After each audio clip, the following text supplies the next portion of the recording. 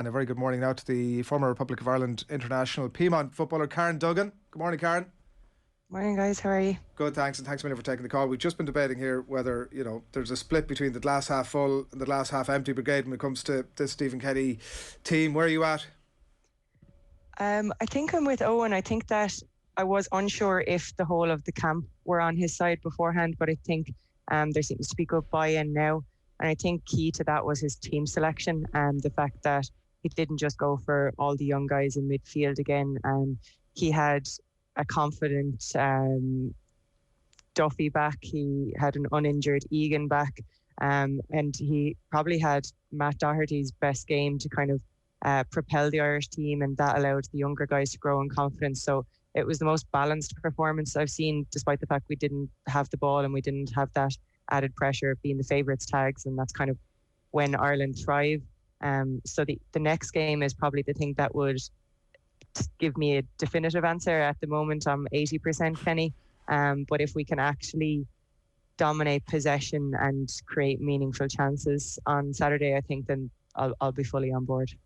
Like, it feels as if we've ticked every box when it comes to having our confidence battered, right? Like, every which way you could have it battered. The last box was ticked with the Portugal game the other night. Is there any element from a player's point of view where that's almost more damaging than the stuff where you're kind of previously were outplayed, but you can see the development of it? Here we've outplayed Portugal and the result has still gone against us.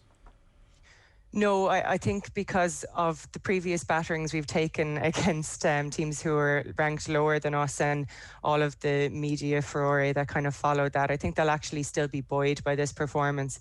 At the end of the day, they lost to Portugal, who I think is 8th in the world and have the world's male top goal scoring international. It was frustrating, if anything, but I think after a result like that, where you are the underdog and you nearly do nick it, it almost kind of spurs you on for the next game to go and prove a point.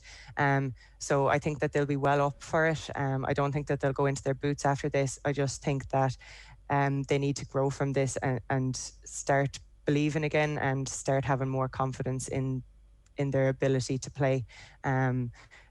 Stop overthinking it. I think even at the start of the game we were trying to overplay those kind of little passes out from the back, and I was a little bit like, then for the first 5 minutes before the penalty I was very much like, no, this isn't the way we play, we need to start getting results. But as the game wore on, as a fan even, I was growing in belief, and I'm sure that the players were the same.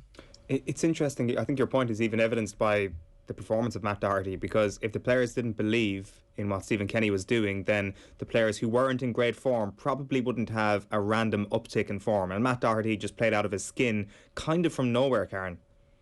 Yeah, I was so surprised, and I've been kind of just waiting for a performance like that from him in an Ireland shirt. We'd seen it at Wolves. He hasn't had the same opportunities as Spurs, so I was wondering if he was kind of just going to be one of these players that we had bigged up again and kind of just coasted through their career without really ever kicking on, or we overhyped them. But his performance against Portugal, I think, proved that he is capable of playing in a top 6 Premier League team. There was at no point where he panicked under pressure on the ball. He showed his maturity, he showed his ability. He was good in attack, he was good in defence. He gave a Seamus Coleman-esque performance, and I think that's what we've been crying out for so long, because we do want them both on the pitch. For a while it was hard to justify Seamus's inclusion because Doherty was doing so well in the Premier League, but in terms of Ireland performances, Seamus for me has always kind of been the one who's stood out between the two of them, and if it was a decision between the two of them, he'd always get my nod. But to see them both on the pitch and both driving the team on in the way they did, it was fantastic to see, and I hope that this is the start of a string of great performances from Doherty now in an Irish shirt. Does he keep that jersey even when Enda Stevens is fit? Because if we go back to the Luxembourg game, as far as I recall, the one big opportunity we had was it Alan Brown maybe who missed it, or was it James Collins maybe actually who missed it, but Alan Brown maybe was involved in the build-up. But Enda Stevens had cut inside from the left flank and had created an opportunity on the space he had left behind, and that's where the opportunity came from. But because Stevens likes to hug that touchline so much, we didn't really do it again, whereas Matt Doherty, you suspect, given he is naturally a right-sided player, could do that all day long. I think so. If we're going to be playing the kind of three at the back with the wing backs, I think Doherty maybe provides more variance in his play. You saw he was really strong down the line.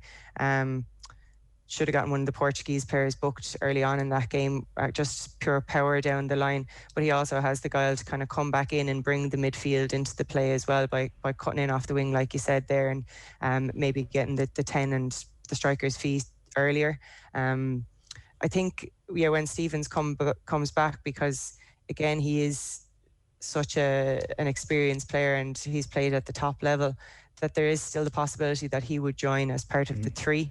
And you could play all of the experienced guys across the back. Obviously, O'Shea and Omar Bombadeli did unbelievable in that defensive game. And obviously, being surrounded by guys like that is going to help them settle and put in performances, and they'll get great experience from that. But for me, based on the performances of our two wing-backs against Portugal, I think they're both going to stay in Stephen Kenny's plans in those positions.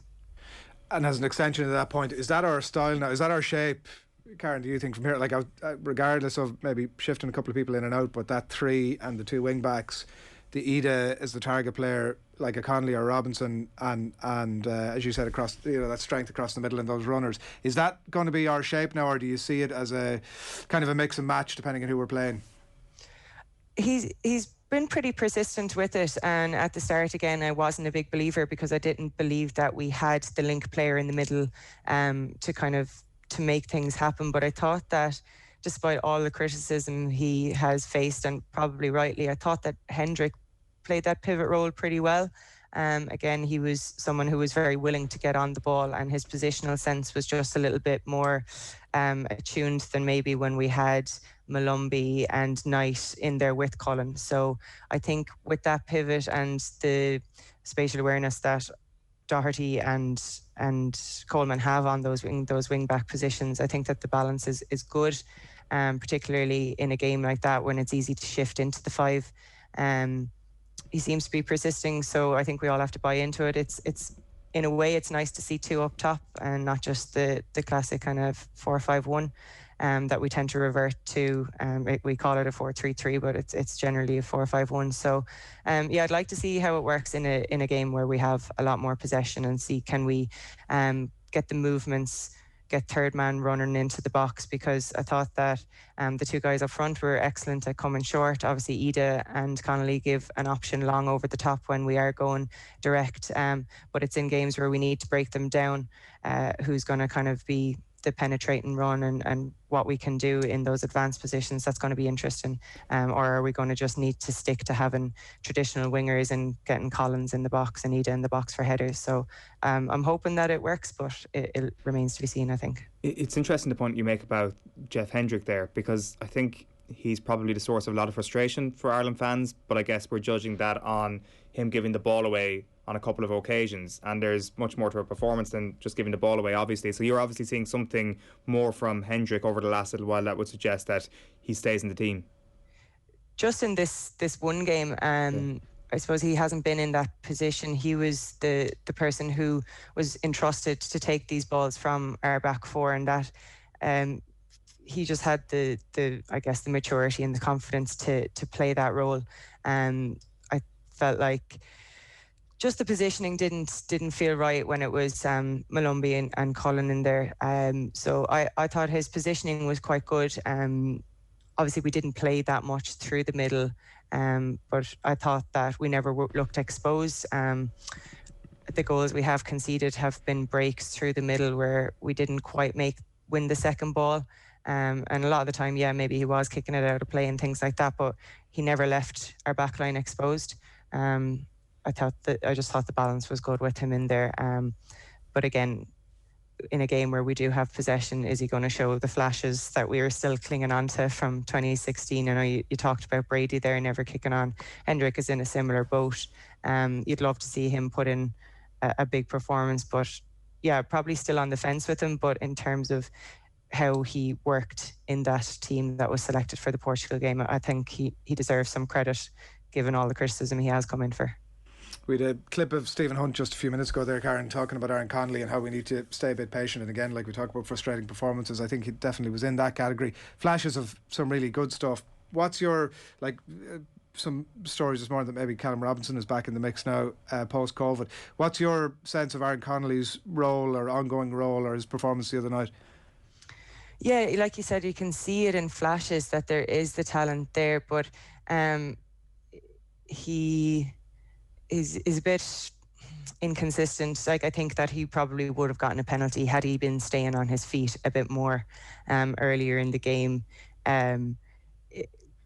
I think as Irish fans we look for good, honest work rate, particularly when we don't have the ball and things like that. And in matches I haven't kind of seen that busted gut desire from him as much as I'd like to see, and it possibly is coming from game time. I think he was on the ground an awful lot because, like he said, he didn't actually back himself in the first half, so he was just kind of playing for frees, whereas he should have said, okay, I do obviously have the legs on Pepe.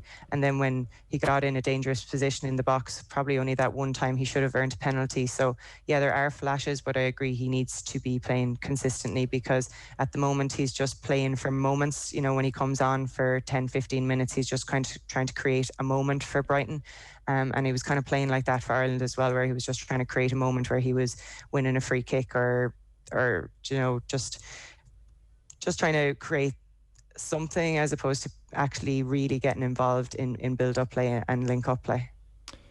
You've mentioned there it's going to be very interesting to see how the great elements of the performance translate into a game where Ireland are now expected to dominate and win. One of the people who might epitomise that is Jamie McGrath, who I think everybody was brilliantly surprised by how well he fitted into that midfield when the pressure was on. Do you think that he's going to be part of a midfield that can dominate in a positive way that will allow Ireland to create opportunities tomorrow night? I think so. I was really struck by how calm he was, and again, he was always in the right position for Coleman when Coleman needed that little pop pass inside. And it seems like just simple things, but it's just something we've been lacking, just a bit of simple link play that actually goes forward. We do a lot of sideways and backward passing, but I thought he was quite positive in his play. I thought he did really, really well, considering it was pretty much his competitive debut for us. And I think when you have him who has confidence and knows he can put the ball in the back of the net, linking up with Ida, who I thought really staked his claim for that starting position consistently. I think that they'll grow in understanding if they get a few games together, and he could be that person who is making those third man runs into the box. And he could be hopefully that little missing factor we've had in terms of creativity. Want to talk to you a little bit about the return of the WSL tonight as well, Karen, and over the weekend. United Reading, I think it's on Sky later on tonight at 7:45, and loads of build up to it as well, and a new broadcast deal that we might talk to you about in a second. But there are some clubs, Chelsea, City, Villa, maybe Arsenal more recently, who are clearly investing in their sides from sort of every regard. But is there still too many of the bigger clubs, United, maybe Liverpool, who are obviously in the second division, that still have a lot of work to do to get facilities and rosters up to scratch? Yeah, of course. I think the standout from last season was there was a bit of fallout in Birmingham, I think it was, and they've obviously lost a lot of players, and which has actually led to a lot of opportunities for Irish girls. They've signed a few Irish girls now, so it's damaging to a club's reputation. So I think clubs are going to start recognising that. I think it taking so long for United to get a team was a big thing, and when they did invest, obviously they came up to WSL 1, which was fantastic. And I think in terms of investment, we'll start to see it kind of mirror the Premier League, because the more money a club has, the more they have to invest. And there is a big push, UEFA, FIFA, to grow the women's game, and that's fantastic. And unfortunately, it probably will still be the big money clubs, but that's the development we need, and that's where the fan bases are, and ultimately that's what will help those clubs grow is a major following, and that'll pique interest. And now that it's on Sky Sports, I think that that will definitely be reflected in attendances, and the media coverage will obviously grow as well. So I think it's definitely on the up and up. Yeah, it's monster, isn't it? Like that Sky deal and the BBC deal. In terms of like we can sit here and chat about it and analyse the games and stuff, but like actually from a sporting public's point of view and watching the games and stuff, that to me just feels like a huge step forward. Yeah, it really is, and I hate to talk about money as much, but money is really what will help the girls develop. The more facilities they get, the better training they get, and that will improve the standard. I think sometimes in Ireland we confuse media coverage with the team's progress, whereas now when it's consistently in our faces, we'll actually be able to correctly analyse games and see who's actually making strides and who's growing from this. And yeah, they're huge deals. And I think fair play to Sky and BBC. It would have been easy for them to rest on their laurels and keep just maybe given a few jobs to retired female footballers and things like that, and saying, okay, we're doing our bit here, and maybe just doing the news flashes on Sky Sports News. But no, they're really invested now, and it's great for us in Ireland. We'll be able to see how our own girls are getting on across the channel. We'll be able to pay attention to that, and maybe that'll shine a light on a few girls who should maybe be breaking into the international teams. There's going to be more and more girls going from Ireland to England. It's unfortunate for our league that we are going to lose those talents, but that's something we have to deal with because we're not offering anything in terms of semi-pro development in this country. So there'll be more and more girls going over, which hopefully will translate into our international team. Yeah, and you mentioned money, and we're happy enough to talk about it in this context. The pay parity announcement that was made during the week, like it's a long time coming and it's long overdue, but it's a big step, and it's out of kilter almost for most of the international associations around the world, but a huge step forward again for women's sport in this country.